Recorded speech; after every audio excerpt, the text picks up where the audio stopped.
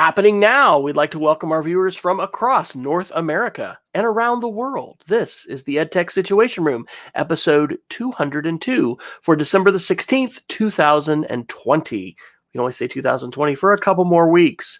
My name is Dr. Wes Fryer, and I am coming to you from Oklahoma City, where we've had a marvelous couple bouts of snow. We haven't, had any school snow days, but we had a beautiful snow of maybe 3 or 4 inches on Sunday, which, mostly melted, and then probably about 5 or 6 inches, which was yesterday almost all day, and it was just glorious. Welcome to the weather show. No, not really. We're not going to talk about that. Joining me as always from the land of real snow and real winter, Dr. Jason Neiffer, who is not afraid to have his state flag right behind him to let everyone remember that he is in Big Sky Country. How is life in the virtual schooling world of Big Sky Country? Well, good evening, Dr. Fryer. It's good to see you tonight. Life as well, serving, kids across the state in distance learning. And I will say it's not been actively snowing here, but we still have snow left over from our last dump. So that's the joy of living in Montana, is once the snow's here, it generally sticks around. But we're looking at we're keeping an eye on next week to see if we'll have a white Christmas. And in my preference, I'd rather have it be 10 degrees and snowy than 30 degrees and kind of snow on, snow off, because at least we're not having to deal with the ice rink that comes with that as the snow melts. But I am indeed the assistant director and curriculum director of the Montana Digital Academy, Montana State Virtual School. And we're just kind of keeping an eye on things, how they play out. And as we mentioned earlier this year, record number of students participating in our program this year, which is probably not a real surprise. But this hour isn't about it is about our jobs, but only in a broad way. It is about news headlines. Wes, what do we do here at the EdTech Situation Room? Well, this is a place to rant and, be passionate about issues that we care about, but it's all in the context of looking at the more recent technology news, shining that or peering at that through an educational lens, and basically sharing some of our opinions and thoughts when it comes to technology trends and headlines and news that may affect us at a personal level or at a professional level at school. So I noticed, Dr. Neiffer, that you appear to have a rather large microphone in front. Is that, have I just missed that, or is that new tonight? Well, it's funny you should say that, because I've experienced an interesting tech phenomenon in the last couple of weeks. So this is a new microphone that I picked up this summer as part of what we see here as my new office. For those of you that are long time, I guess, viewers of the podcast, you wouldn't really see this if you were just listening in via a MP3 download or a podcast catcher. But I was originally in kind of a dark and sad basement office initially. And then earlier this year, when my job and my wife's job moved remotely due to the global pandemic, my wife said, it's time for you to create the office of your dreams. So I've been slowly and surely, I bought a nice standing desk that I think I talked about earlier this year, which is actually a repurposed work table, like a workshop table that you'd put into a workshop or a garage. I have 2 of those that are together in an L shape, and one of them's got a hand crank on it so I can raise the desk up and down. But as part of that, I wanted to upgrade microphones, because I've been using a pretty good microphone that I liked, but it didn't fit very well on an arm. So this long story short, I'd been using this microphone for a while, but I noticed when I was on a Teams meeting, I had to be right next to the microphone. Otherwise, it couldn't hear me. That wasn't the case with Google Meets or Zoom. And that tells you how many meetings I'm in, that I can tell you the difference between those platforms and how my microphone performs. But I've noticed in the last week and a half that now universally, I need to have the microphone pretty close. I've gone into Windows settings to try to figure that out. But yes, so my microphone is now more omnipresent on the video of the podcast. But I do think it sends pretty clear sound. So I'm pretty excited with the platform itself. So this isn't a new mic, to be clear. You've had it for a while. It's just that it's now visible. That's correct. Okay. Yep. And I think it's actually standard too, when you are in a studio, to be relatively close. Yeah, I think to so. a microphone. And I have the wind guard on there too. And I do not have a pop filter. Although if I'm going to be close like this, maybe I want to. Well, you could if I ever start popping, let me know. Yeah, no, you're good. So my microphone is just barely off camera. So since we've also been doing the COVID, I think it was like a $15 like very kind of jicky metal arm, but it works and it's Yes. clamped up here, and I have I have some different temporary padding that is basically cushioning it from the top of the computer and my computer. But yeah, it's nice. It's great. I mean, that is certainly something that COVID did back in the spring for us, and for a lot of teachers, who are continuing to do remote learning, that it's caused us to make some investments and really put some extra thought into what we're going to be doing in our home offices, because we're spending a lot of time here. So hello to Peggy George, who's there in our chat room. Glad to have you joining us. And if anybody else is out there, we may have 2 live viewers now. So if you're a live viewer that can chat us, let us know. You're out there, and you can even let us know where you are. That's always exciting to know. So where would you like to start tonight, Dr. Neiffer? We have a large number of links at edtechsr.com/link. So I would be willing to bet a few Christmas cookies that we are not going to get through these all tonight. Yeah, I think that's correct. There were a couple of 2020 articles that we each put one in, and I thought the actually both of them are very intriguing, and I have some thoughts about both. But this one's really quick, but I'm not surprised by this, but it is interesting to think about. The Verge report on December 14th that the webcam is the gadget of the year. And the reason why I was interested in this is for a couple of reasons. First, I will tell you that personally, I updated webcams this summer. I obviously spent a lot of time on virtual meetings, which was generally true before the pandemic. A lot of the collaboration I do, especially with friends and colleagues outside of Missoula, Montana, elsewhere in Montana, or outside the state. I mean, that's a lot of Zoom and GoToMeeting and now Teams and Meets calls. So certainly that was the case before, but I did update to a 1080p cam as opposed to a 720p cam. And the 720p cam I'd been using was, I think, 9 years old. I went and looked at the model number, and I did update myself. But the reason why I put this article in is because I do think that a lot of the barriers of productive video conferencing have been broken down because of COVID. And you're starting to see businesses. I know Google announced, and I was going to put the article in, but there's not enough detail or pieces of information yet that I think can provide some insights. But Google is going to do some kind of hybrid scheduling model when they reopen. Their current scheduled reopening for in business office work and leaving the work at home environment is September. And we'll see how the vaccine dissemination goes in the next couple of months to know if that's a reality. But something I was saying today, I was speaking actually to a member of the Montana House of Representatives in preparation of the upcoming session. But I mentioned that, I do think that I value face-to-face interactions very much. And there are times when, when something's going on and they're not too far away from me, I'm better off to just get in a car and go deal with something and make face-to-face interactions. But there's a lot of productive things that can happen in video conferencing. And I feel like we've broken down some barriers that we can easily, with even people we don't regularly work with, hop on a video conference and have it not be that big of a deal. Like it's a relatively minor thing to do.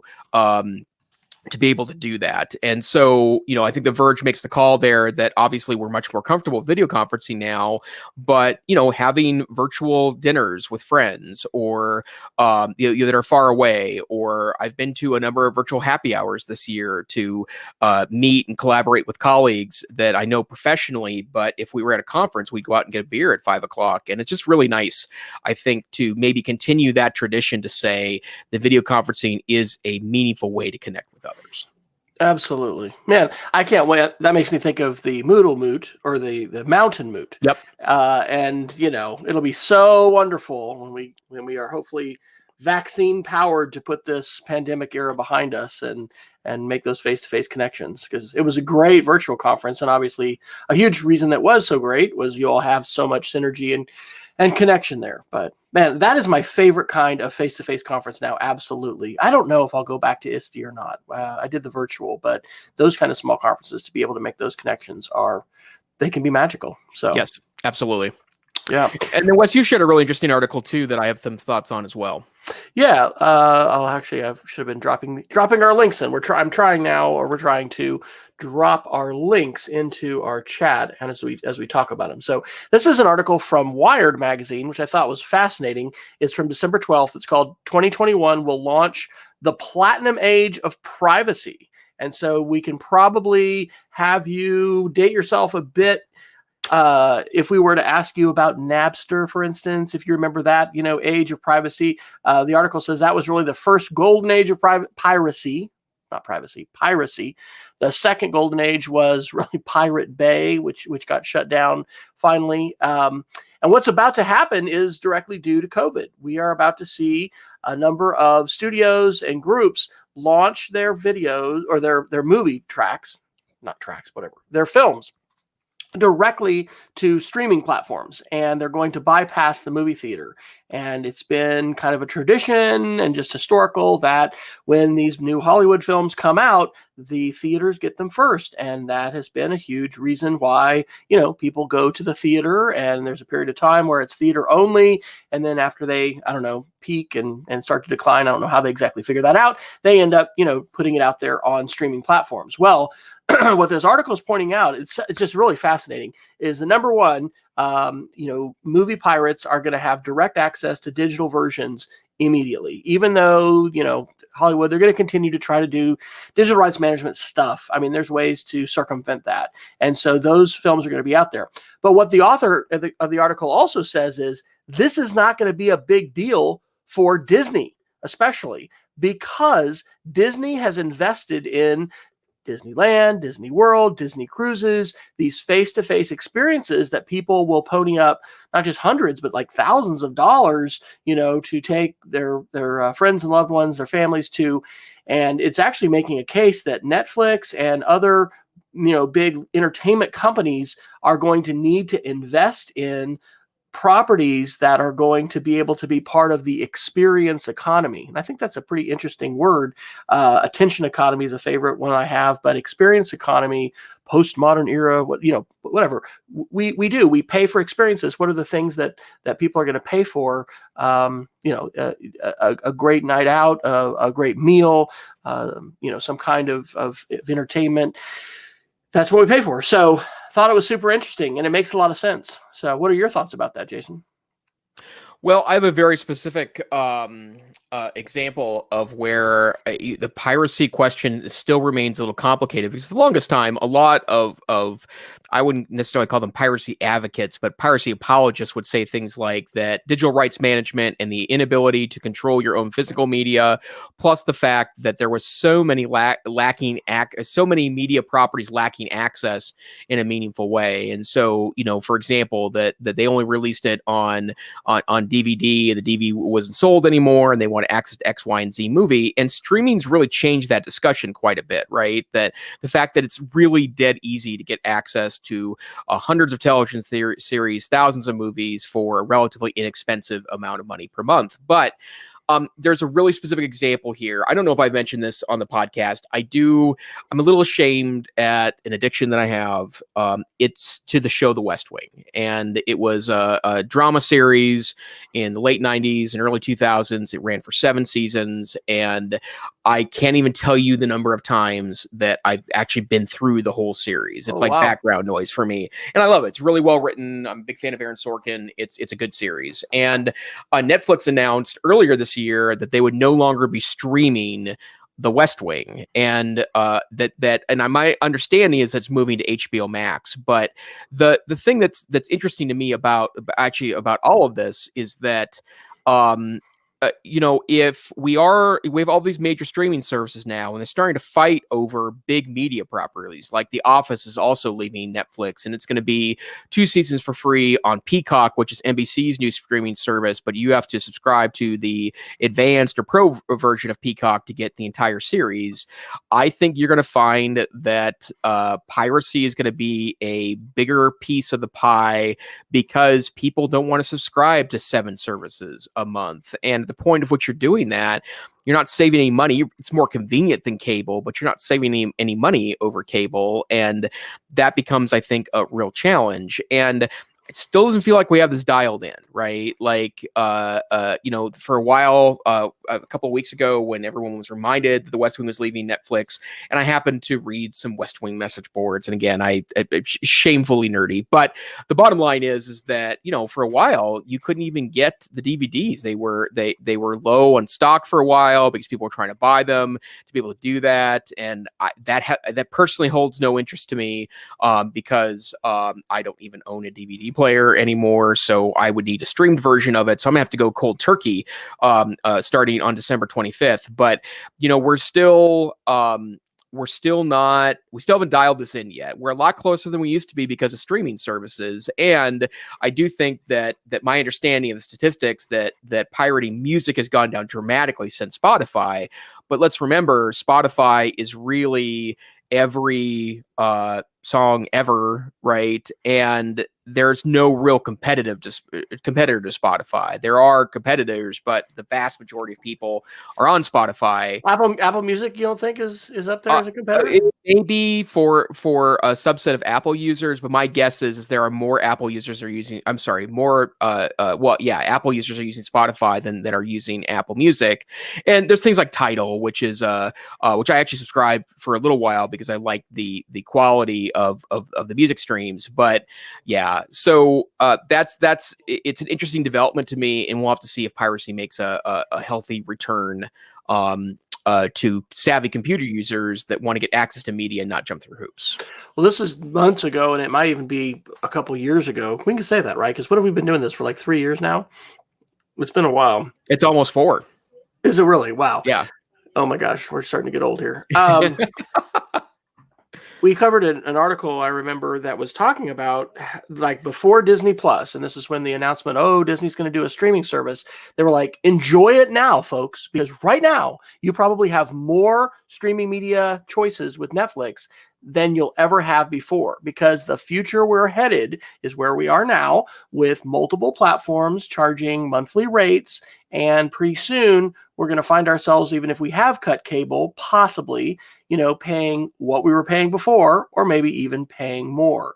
We're having some conversations at our house about these subscriptions. And, your Geek of the Week a few weeks ago, Jason, was to go ahead and audit all of our little charges. I came this close to actually, canceling a debit card just to start fresh, right? Because, it takes time to go in there and change those cards. I've made a few changes, but anyway, it's we talk about New Year's resolutions. It's worthwhile considering, as you enter the new year, how many different streaming platforms do you need?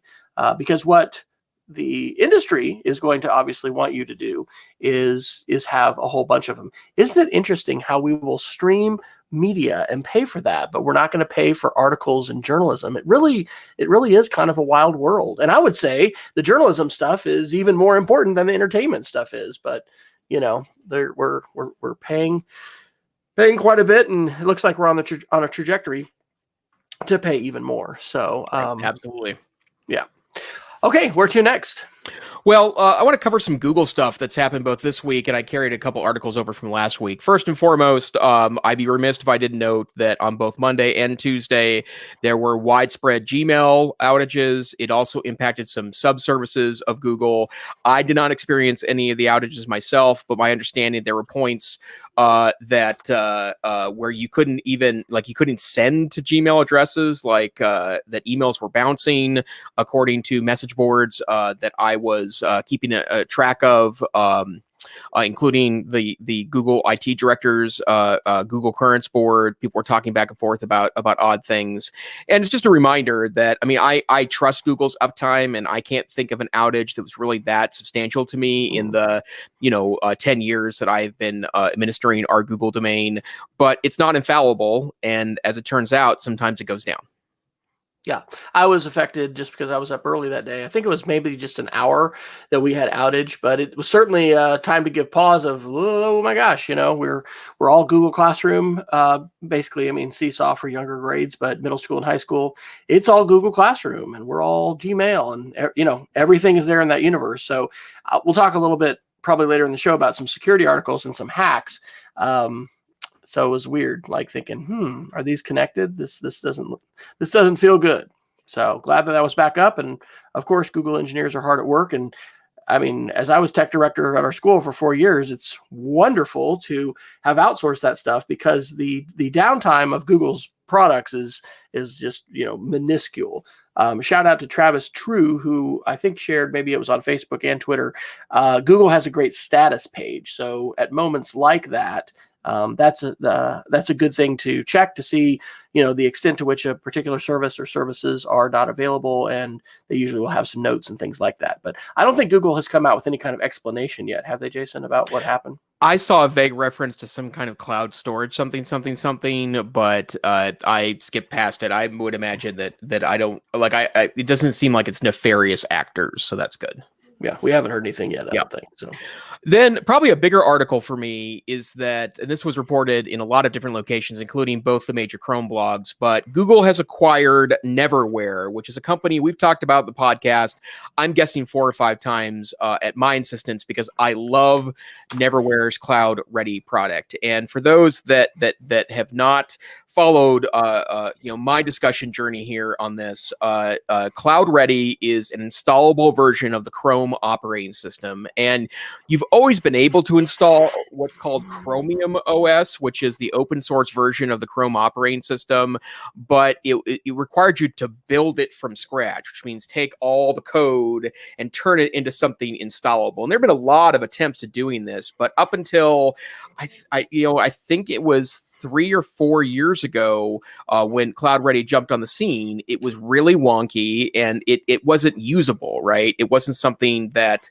made any sense for the typical user. And it definitely wasn't enterprise. I mean, it was more of a DIY. I'm going to do this at home. It wasn't, I'm going to take this to school or work. Right. And it also wasn't something you could put on, grandma or grandpa's computer and hand it to them either, because, if suddenly there was kernel panic, then, there would be no way to remotely troubleshoot that. But Neverware came along. They started as a company that made a version of Linux that was intended to be a maintenanceless Linux distribution for slower, older computers. But the premise of Cloud Ready is that they took open source Chromium OS and built it for a number, and right now I think there's hundreds of supported computers that are all older machines where they wouldn't be very successful at running a full-blown Windows or Mac OS operating system. And the first time I installed it, absolutely blew me away, and I've probably installed it on 25 different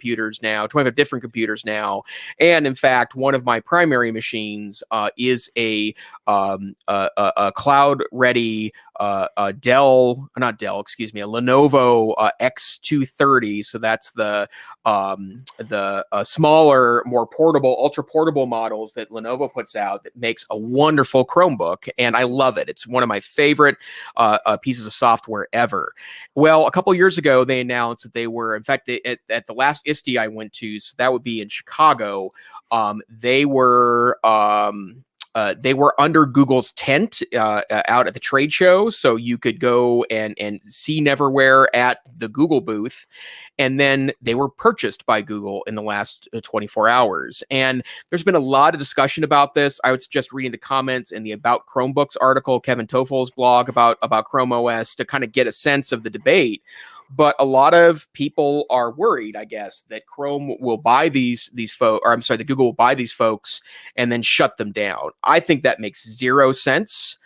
From the standpoint of, I think Google makes more off of people utilizing the Chrome, the Chrome operating system than they would out of any hardware or licensing sales. In fact, I think the licensing is almost free for manufacturers that want to make Chromebooks. But it's such a wonderful way you can legitimately take a 10-year-old Windows machine and turn it into a fast-feeling Chrome OS style operating system. So I thought that was an interesting turn of events. Yeah, it'll be interesting to see. We've been talking on the show about some different changes that Google has made, and I don't know. I haven't heard anybody talk about, from an insider standpoint, some of these changes, and then also where education kind of fits in and that kind of thing. So, a lot of acquisitions are just about talent. They're about, getting people who can come join your team. And that's from what I understand, as the outsider to Silicon Valley acquisition. So if it follows a pattern of others, then these are really smart folks that figured out how to do Chromium on other devices better than anybody else, or how to do Chrome OS. And so maybe Google just wanted them to be a part of their team to, continue to improve their product. Maybe, who knows? And then I want to make one other article for this week that we actually carried over from last week. This is actually a follow-up from a story reported actually a couple times on the podcast, but Google Cloud Print is dead as of January 1st, 2021. And the good folks over at Chrome Unboxed put together a list of 12 alternatives to using Google Cloud Print. And I have to say, I'm going to have to do something in my own home, because that's how everyone in my house, in other words, me and my wife, access our printer right now. And so I did notice when I did spend some time on Monday looking to update my printer with the firmware, which actually takes away the Cloud Ready to makes it easier to pair up as a direct net printing printer, and I messed the whole thing up. So I'm going to reset that and then update the firmware again of the printer. But if you need some ideas, or if you happen to be working in a school and you haven't been planning for this, there are lots of interesting alternatives on that list, including some enterprise level tools. Some of them are free and some of them are for cost, that you might be able to implement that would mimic a lot of the great features of cloud printing. I'm thankful that I'm not responsible for this anymore. I mean, it was lovely to be responsible for all cyber, all hardware, all everything in our school for 4 years. But I really am enjoying teaching and getting to hide in my room this year. But printing was a big issue and remains unresolved as far as our school, like, needing to have a more collegiate environment where, students can walk up with whatever kind of device they have, able to gain access not only to internet, of course, but also to the possibility of printing, and then either have, a quota of free black and maybe they can print whatever, black and white, maybe they have color, maybe they don't. Maybe you're going to have them pay no matter what. It's interesting, the different policies that schools have about that, in some cases to try to really encourage students and teachers to go green and not print a whole lot. But we still do need to print things. And, something that is a unified solution where ideally, bring your device, open up your smartphone, your tablet, your computer, whatever it is, and, being able to securely and safely from a network standpoint, not granting these guests and users more access to the network than they need, being able to print, that is an important thing. So I will be hopeful that we'll have something like that emerge. There's a lot of convoluted parts to printing in different places, and our school is no exception to that. So I'm not going to go to the security articles next. I was thinking, man, I put so many in here. Jason may just kick me off the podcast and tell me to go make my own like dystopian security hacking, podcast or show. And I really wouldn't want to just talk about that. But it is Google related. I split it off on its own category tonight, and I called it AI bias and racism. And so I'll share a couple articles that I read earlier in the week, and then some new ones that I just found. First one's from The Guardian. More than 1,200 Google workers condemn the firing of AI scientist Timnit Gebru. Shout out to the Twit This Week in Tech podcast for talking about this. This is a very troubling situation. She is a very well-known researcher and was part of an important team at Google that was supposed to be independent in terms of looking at Google's policies and programs. And she had published a groundbreaking study talking about AI and how AI, tends to be racially biased, and it's trained on data sets, right? And so my understanding is a big part of that is that the data sets did not reflect a very diverse, sample of humanity. And so there was a lot of bias there. Well, she evidently gave Google an ultimatum because they were blocking the publication of a new journal article that she had published with some others. And they fired her. And there's been a huge snafu. And for 1,200 Google employees, to protest, that's a pretty big deal. MIT Technology Review on December 4th wrote an article that is titled, and this is by Karen Howe. I have another Karen Howe article here as well. We read the paper that forced Timnit Gebru out of Google. Here's what it says. And it doesn't really make sense in terms of if you're going to be supporting, the research and you're not just having people push an agenda, but like you actually want them to do genuine academic research. Why would you fire someone because you disagreed with what they said, or it wasn't done well, and that was part of the allegation here from Google. And so these newer articles shed a little more light on this. BBC News on 14 December has a long interview with Timnit Gebru in which it's titled "Google and Big Tech Are, quote, institutionally racist." And so she's detailing what it has been like to be in the spotlight. She was not asked to be in the spotlight. It's been pretty uncomfortable, but the the perspective that she has to share on not just Google, but other big tech companies in Silicon Valley is really, really not good. And then the last one is also from MIT Technology Review. This is a Karen Howe article as well. And she titled this, "I Started Crying, Inside Timnit Gebru's Last Days at Google and What Happens Next." So I think this is a hugely important issue for us to amplify and talk about. I think I'm going to actually, we're about to go to Christmas break, but when we return and we'll be remote, I may consider sharing this as a link. I don't know. I don't know if I'll do an AI unit with sixth grade. I'm repeating, most of my units that I did in my first trimester. But it's so important that we recognize the importance of ethics and our values. And as coders, as creators, we will either consciously or unconsciously imbue the software and the algorithms that we create with our values and with our biases. And so this is not just, I wouldn't even say a black eye in Google's, I don't know why they do this. As they were pointing out on the Twit podcast, what's it called? The Streisand effect? I mean, this amplifies it even more. If you didn't want people to be paying attention to this, firing her in this way, shines a huge spotlight on her work, on what they're talking about. And she is criticizing in this article, which has not yet been published. She is pointing out that these huge language data sets have some real problems. And therefore, I think we should be throttling back our utilization of them and checking some of the things that we're doing. So anyway, I don't think I would have heard of this article at all if it hadn't been for the Twit podcast. And just kind of randomly, I have 100 something podcasts. And so I'm like, hey, what do I want to listen to? Let's just listen to Twit. This is a little bit random, but very important article, a very important issue. Had you heard about this before, Jason? I knew about the firing because there's been a couple of articles about Sundar Pichai apologizing for the intrigue, but mentioned they didn't apologize for firing the scientist. But you start to dig into this, and I would like to read that article now too. And even though that's a topic that interests me, it wouldn't have been on my radar either. So it is interesting how that plays out. Yeah.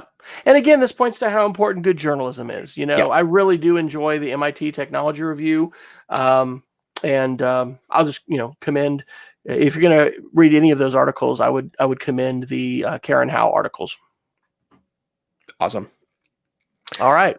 Well, let's do some quick Apple news here. So my MacBook Pro will be here on January 10th. I did go ahead and order that as part of our standard tech refresh at work, and it actually was one of the cheaper computers we bought because the MacBook Pros are inexpensive in comparison to a similarly priced Dell, for example. But there are some quick Apple things I want to talk about, and then one I want to dig in a little deeper. First, Firefox has announced that their latest version is M1 native, which means that it works with the new chips natively as opposed to going through the Rosetta emulation layer. So that's really good news. Microsoft now has taken native Office apps out of beta. And so when you download Microsoft Office for Mac, it is native to M1. My understanding is that they are super super speedy on the new M1 platform. I continue to watch reviews in part because I have very strongly considered perhaps buying a Mac Mini for home, one of the 16 gigabyte Mac Minis. I've decided I'm probably going to wait to find out what 2021 brings in regards to that, because there are some interesting pro chips that are in the mix. But what I'd like to do, Wes, is talk about an article regarding Facebook and Apple. But first, can you talk about the Mashable article that you threw into the article notes tonight? You bet, because it is directly related to what that Facebook article that you're going to talk about says.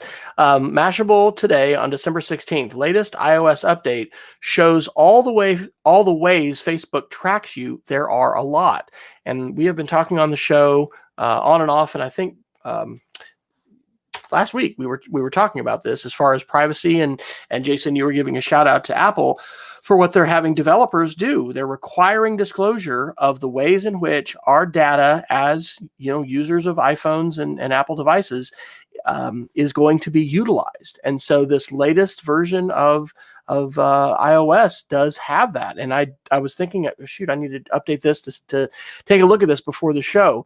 Now, of course, one question is going to be, is this going to make a difference? You're going to see all of these different ways. And this article from Mashable has a lot of screenshots, and it is pretty incredible. I need to write a blog post. I don't know if I said it in the show last week, but people, all these articles will tell you, no, your phone doesn't listen to you, and it's not listening at all. And I had one of those completely weird situations, and I took a screenshot where I had not searched for this. I just talked to my wife about this, and then later that evening, what is my Instagram ad showing me? But it's exactly, what I was talking about. Actually, I think it was tamales, because we were talking about, I don't know, my parents aren't on, and we haven't actually ordered this, but Pedro's Tamales in Lubbock, Texas. They're so good. You can order them to be shipped anywhere in the world. That's a completely uncompensated free promo there. Why did Wes suddenly have, and I've never seen it before, an ad in Instagram for Texas tamales? That was not a coincidence. And a lot of people have had those kind of experiences, and they can tell you those stories. So kudos to Apple for requiring this. What impact is this going to have? Is it going to change, user behavior? Is it going to change developer and corporate behavior? Peggy's asking if it picked it up from Alexa. We don't. We're in the Google ecosystem, so Google Home. Possible. It's possible that it did, but in the screenshots that are in this Mashable article, it actually talks about audio clips, or there's a reference there to using audio. I'll have to search through it again to find it, but all these different things. What do we do? Other kinds of data. And somewhere in here, it did talk about developers using audio data. So, Jason, how does this connect to this ad that I guess has been run prominently by Facebook? Well, I'm not sure if I can speak right now because my finger hurts from scrolling through those many screenshots of the things that Facebook is collecting via their app. Holy dog. I had no idea.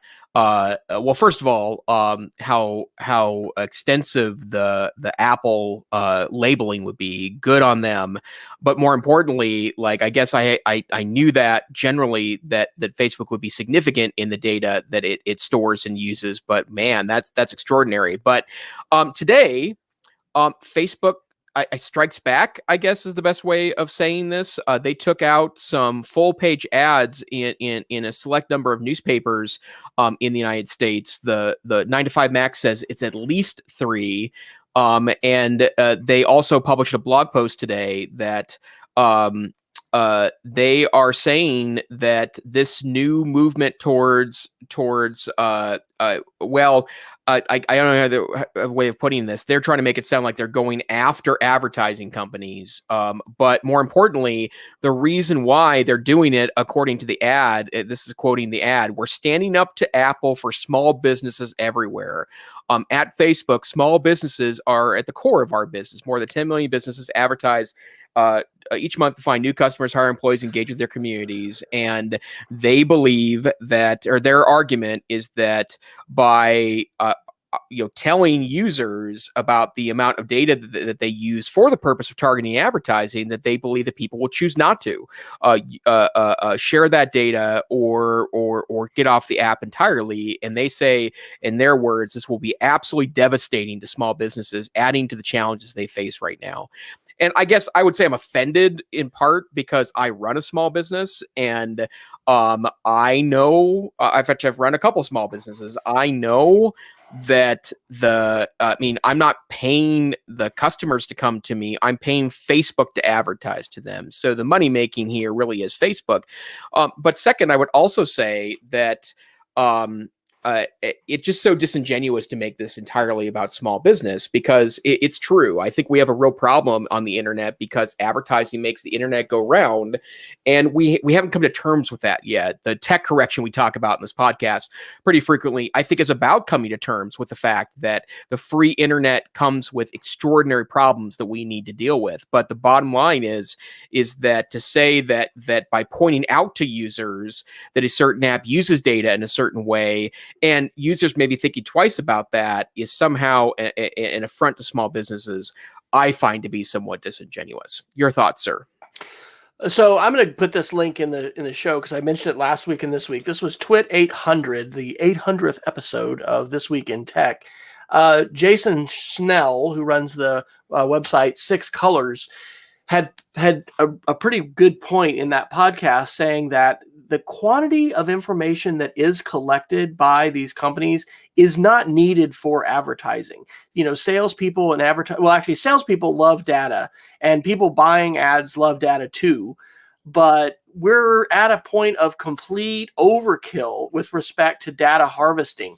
That Mashable article has 16 different screenshots of the information that is harvested, that's a good word, from us through the Facebook app. And on screenshot 14, so it's 3 from the end, underneath user content, it does say audio data. So your audio data is used for app functionality. We are at a point that what this is going to take, if you want to buy into what the Social Dilemma documentary says for the tech correction, it's going to take folks rising up and speaking. Unfortunately, it's going to probably take people getting angry, but it's going to take political involvement. It's going to take folks who are going to, push some people to change. And that could be the tech companies, but it also could be that government steps in. And we talked on the show the last couple of weeks about the new attorneys general, 48 of the attorneys general, along with the FCC, filing against Google. And now we've got, this filing. Actually, was that the one against Facebook? I think that might have been the one against Facebook. And then, before that, earlier, in the month, or in November, it was in the last few weeks, we had a filing for Google against, monopolistic behavior. So, I think we need to have some transparency to what's happening here. Opacity means you cannot see. And right now there is general opacity between the users and the companies who are collecting this data. We don't, in the United States, have the right to ask for that data and to be able to see it. And so I really, agree 100% with what you said last time, Jason, that in making this move with its developers, Apple is pushing the industry, and while they're not requiring anything of advertisers, they are requiring things of app creators, which is something that Apple has control over. And so I think this is moving in a positive direction, but I don't think it's gonna change quickly. Right.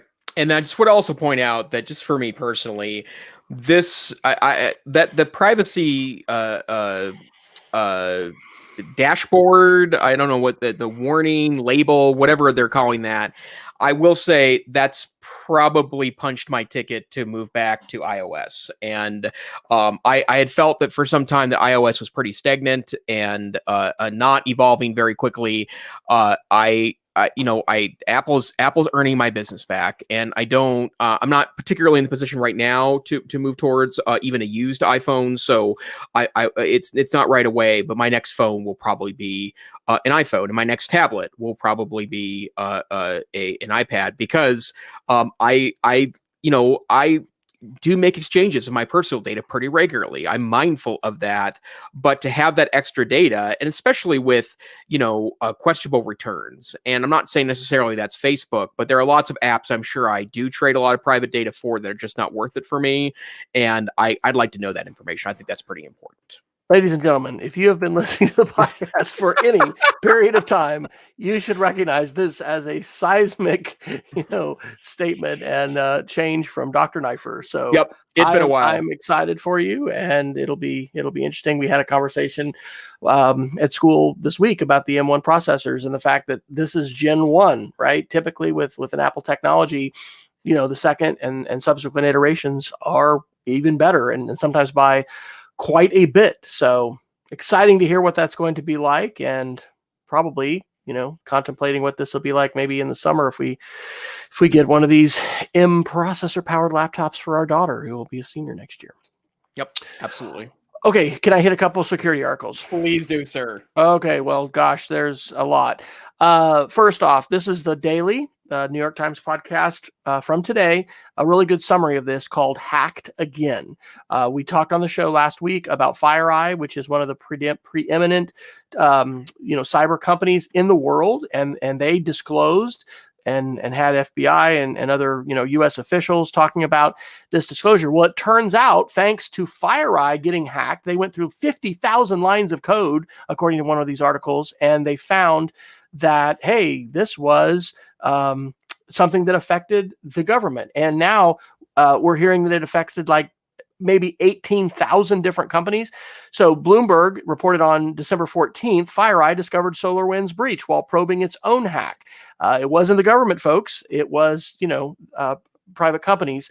And it was going through a lot of different code. But evidently, we might just be scratching the surface. What's weird about this, and they talk about this in the interview in the Daily today, is that we were feeling, I think, generally pretty good about cyber because the election, it didn't seem like we had election systems hacked. And, before he was fired by the president, our director of election security announced this was the most secure election ever in U.S. history. But apparently, and it wasn't just Department of Commerce, Department of Treasury, it may have been other, even Department of State and some other U.S. agencies. Maybe these state actors have been in since March for a long time. And SolarWinds, which is this Austin-based company that monitors, servers and networks, is really they're used extensively. So this Slate on today, December 16th, has an article, What We Do and Don't Know About the Massive Federal Government Attack. FireEye is not saying they can say which state actor it is. It's probably either China, Russia, or Iran, maybe North Korea, but nobody's saying that right now. And most people seem to be thinking Russia. But what are we going to do about this? Ars Technica posted on the 14th, SolarWinds hackers have a clever way to bypass multi-factor authentication. They were in the systems, and they were in Microsoft's, Outlook systems. And so once they had compromised that system, they were able to basically counterfeit a, part of the key that was being used for, I don't know, it sounds like setting a cookie. I'm well beyond the edge of my geek quotient here trying to talk intelligently about this. But basically, because they had compromised the server, that server could not securely allow for two-factor authentication. So the extent of these hacks is not completely understood. And evidently, we're going to be hearing more about this soon. There was a U.S. Congressman who was in a classified briefing and basically just tweeted he was really scared and felt like we should disclose as much of this as we can to the public to know what has happened and what the situation is. In addition to this hack, I also have a couple articles here, and I'm not going to read them all, but they're from Harrods and Security Boulevard and OP Innovate. And they're talking about Israel. There's a massive Iranian-based hack happening with a new flavor of ransomware that they say has been, I read a bunch of these articles, which were, again, pretty deep. And so at the risk of saying too much about this, it's basically ransomware that isn't a derivative or based off of another code base. It was a completely new code base, and they've been operating primarily in Israel. The threat actor is evidently Iran, but this stuff is serious. So here's the quick little impact. If your school, if your organization is not keeping excellent backups and does not have plans in place, what you would do if a ransomware attack were to happen with your data, then you need to get on that right now, because there are so many different organizations that have been hit by ransomware and continue to, and this is criminal behavior that pays off. And so evidently this new, it's called, what is it, pay to key. There's some folks saying, hey, this is primed to, be much more expansive than it is today. Your thoughts, Dr. Neiffer? Oh, you're muted. Well, I'm interested to hear more details, and there have been some pieces of this leaking out. I would just say that I can't imagine that we've underinvested in cybersecurity at the government level in the last 4 or 5 years, and ignoring whatever you may feel about the last administration, the current administration, the next administration. My guess is that Congress has aggressively funded a lot of cybersecurity initiatives, and the fact that this was going on for so long and undetected until relatively recently, I think just tells you the sophistication of these actors. I would also tell you, Wes, you mentioned good advice for school districts backing up data. I would also add to that I know a lot of schools, including my own, they've been target of phishing attacks. This last weekend, everyone on my staff was texted from a number claiming to be the boss, signed by the boss's name, saying that he needed help on something on a Sunday. No one answered back. Everyone thought it was weird. Everyone checked in with me directly to see if that was the situation. The same day, we received 4 or 5 mass emails to members of my staff, some including a zip file that had a spreadsheet in it that had a link to go to a fake login page. So, straight up phishing attacks. And now's the time. If you are in IT or building or district leadership, and you're not regularly informing your faculty and staff about the risk and asking them to be extremely cautious, now is absolutely 100% the time to do so. Indeed it is. Any other articles you'd like to? Well, I guess we actually have 7 minutes, so we don't have to Geek of the Week rush it.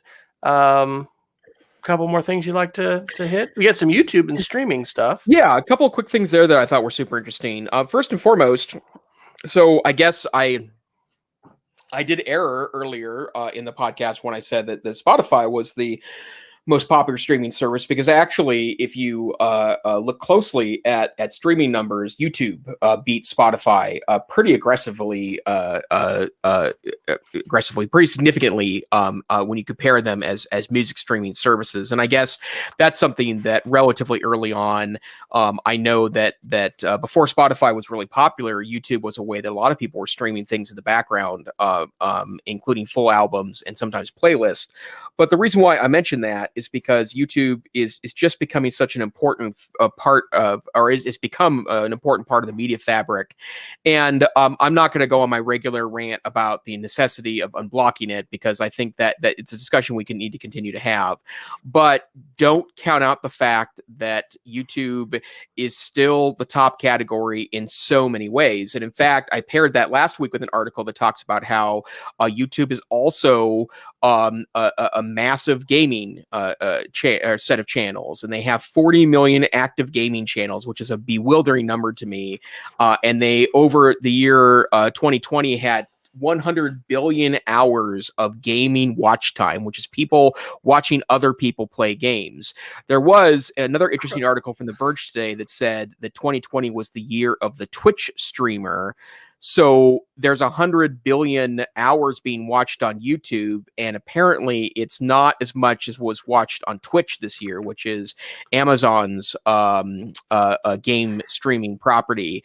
I guess maybe I'm old. No, I am old. I'm old. So I don't get the watching other people's play games thing, right? Like, I like playing video games. I don't like watching other people play video games. I want to play them myself, but I would probably argue that, especially in a work and home environment, and in an era where we've told kids to stop hanging out with one another because of potential risk to doing so, it's certainly a very social way to engage with one another in regards to watching people play games. And there are hundreds of influencers on Twitch that have made full-time careers somehow of playing games online with sponsorships and ultimately in tournaments. And, don't doubt video gaming is here to stay. Absolutely. Our 23-year-old son loves to watch gaming videos. So I see that happening, several times a week when I happen to look. So, but games are okay. I'm really not a gamer, so I kind of don't. Although I'm playing Words with Friends quite a bit, but see that's in a completely different category. That by itself says this is an old guy who is not with it, probably. Yeah, and then take it to another school level. These are competitive sports. Okay. Kids can thrive in a lot of different things. I had a student this week. We did a really fun Minecraft activity where my Spanish students each class had built a house together, and then we had labeled as many different things in the house as we could, because we've been working on that vocabulary. And then yesterday, we switched, and each class got to have a photo scavenger hunt and go in with a camera and a portfolio and take selfies in front of as many signs as they could and label these. Anyway, I had a student who absolutely thrived and did so well in that environment. He obviously has played a lot of Minecraft, but it's not just about regular sports athletics. There's other kinds of competitive intercollegiate activities, and esports is huge. I know the University of Oklahoma has a sizable program, and I think most large universities are doing that. So what are you doing for esports? And then how are you finding ways to bring the love of gaming and the engagement of virtual environments into the classroom and learning? Minecraft education, I would put forward, is a wonderful way to do that. So if you're not checking that out at your school, that would be something else to put on your to-do list for 2021. Okay, really quick. We only have 2 minutes. I'll just throw these two articles out here. Roger McNamee, who I've said his name enough, but Tristan Harris is one of the co-founders of the Center for Humane Technology. Roger McNamee is the other one. And he's, they're behind the documentary, The Social Dilemma. He was on this interview with NBC Universal. The headline is Roger McNamee on disinformation spread. Everyone is isolated in their own Truman Show. One of the things that I had not heard anybody else say was comparing what's happening right now with social media companies pushing buttons and pulling levers as like 13th Amendment stuff that tried to, of course, outlaw slavery, but that we've got people's minds, being controlled by social media to an unprecedented level, and we need to do something about that. And then the other article is from Reuters. This was on December 1st. From hate speech to nudity, Facebook's oversight board picks its first cases. And so kind of like this article I referenced about Google and its ethics oversight board, which doesn't seem to maybe, be very effectual. Facebook has an oversight board. They can overrule the company's decisions to remove certain pieces of content. The board has received over 20,000 cases since it opened up in October, and they've decided to rule on 6 cases of the 20,000. And so this, speaks to censorship, moderation of content, self-policing, and whether or not platforms are going to be able to self-police to an extent that it's going to be found to be adequate, by the public, by government regulators, etc. So the tech correction marches on, and it certainly is going to be important and interesting in 2021 to track this issue, as we have for several years now, and especially seeing where these lawsuits are going to go that we've talked about on the show. All right, sir, how about a Geek of the Week? Sure. I just want to point out an interesting announcement the other day from T-Mobile.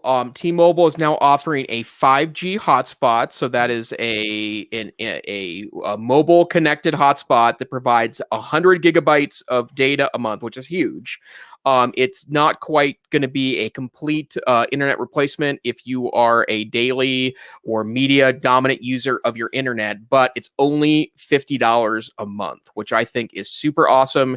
If you are in the midst of work at home or learn at home and you need additional bandwidth, or you are trying to use your cell phone for that, trying to use it as a hotspot, and it's capping out in data, I would strongly suggest looking at the T-Mobile hotspot. I'm not per se in the business for this myself, in part because I don't leave my house right now, but a really interesting deal and something to look at if you're interested in some mobile connectivity.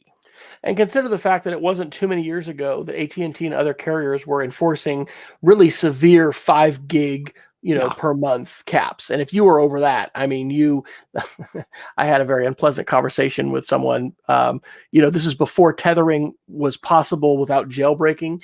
And so they were just, they were grilling me about, tethering and how could I be using that much data? And anyway, here we are with data plans that are, whatever times that is, 20 times larger. That's an incredible jump.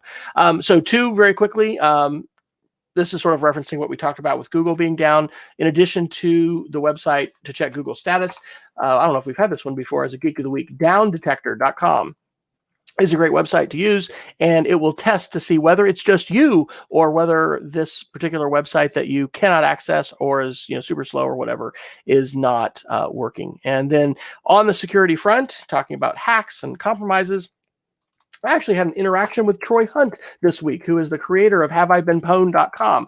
Some of my sixth graders were very suspicious that words like hi and hello that were not email addresses are in the database. And so I tweeted him, and he replied back that he used to put Snapchat handles and Instagram handles in there, and that's why some of those are in there. Well, in the course of reading a lot on his website, I found HaveIBeenPwned.com/passwords, which lets you put in any password which you have used or might want to use, and it will tell you whether or not that password has been compromised in whatever millions of files that it has. So unlike the regular search for an email, it doesn't tell you these are the hacks that it was compromised in, but it will tell you how many times it has. And so, for instance, this is a good activity. We all have that password that we've used for a long time. Oh, we love it. We want to keep using it. Put that password into this website and see how many times I put my favorite password in there, and it's been in 36 different hacks. So that's one of the ones that we need to do. The Jason Neiffer, New Year's resolution: audit your passwords, use the Google Chrome password check, the Watchtower, whatever 1Password and LastPass calls it. Get rid of your old passwords and get some unique, long, complex passwords put in their place with a password manager. Said by the podcast that is not sponsored at all at this point, but definitely wants to promote your security and improve our general level of security in life. So, Jason, where can we find you when you're not here on Wednesday night?